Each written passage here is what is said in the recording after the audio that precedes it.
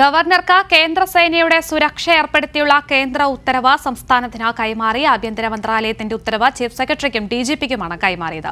CRPFനെ ഉപയോഗിച്ച് Z+ category സുരക്ഷ കൈമാറണമെന്ന ഉത്തരവിൽ പറയുന്നു.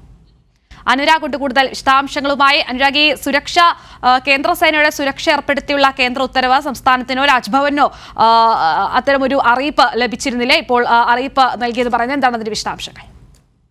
നേരത്തെ സംസ്ഥാനവും ഗവർണർക്ക് Z+ കാറ്റഗറി സുരക്ഷ തന്നെയാണ് നൽകിക്കൊണ്ടിരുന്നത്. കേരള പോലീസിനെ ഉപയോഗിച്ചാണ്. അതിന് പിന്നാലെയാണ് ചില പ്രശ്നങ്ങളുടെ ഭാഗമായി റോഡിൽ കുത്തിയിരുന്ന ഗവർണർ കേന്ദ്രത്തെ അറിയിക്കുകയും അതിന് പ്രകാരം കേന്ദ്ര സേനയുടെ Z+ കാറ്റഗറി ഗവർണർക്ക് നൽകുകയും ചെയ്തത്. പക്ഷേ CRPF ഉദ്യോഗസ്ഥർ 30ഓളം CRPF ഉദ്യോഗസ്ഥർ രാജ്ഭവനിലെത്തിയെങ്കിലും ഇത്തരത്തിലുള്ള കേന്ദ്ര ഉത്തരവ് ചീഫ് സെക്രട്ടറിക്കോ സംസ്ഥാന പോലീസ് മേധാവിക്കോ ലഭിച്ചിരുന്നില്ല. ആ ഉത്തരവാണ് ഇപ്പോൾ ചീഫ് സെക്രട്ടറിക്കും സംസ്ഥാന പോലീസ് മേധാവിക്കും കൈമാറിയിരിക്കുന്നത്. ഇതിൽ CRPFനെ ഉപയോഗിച്ച് Z+ കാറ്റഗറി സുരക്ഷ കേരള പോലീസിൽ നിന്ന് കൈമാറണം എന്നുള്ളതാണ് ഈ ഉത്തരവിൽ പറയുന്നത്.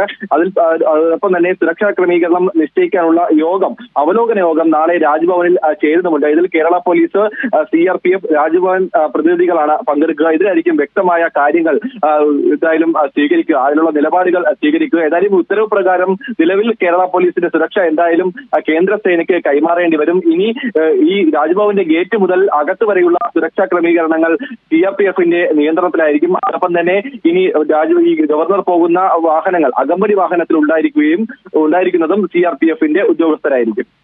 ശരി, അനുരാഗാണ് വിവരങ്ങൾ നൽകിയത്.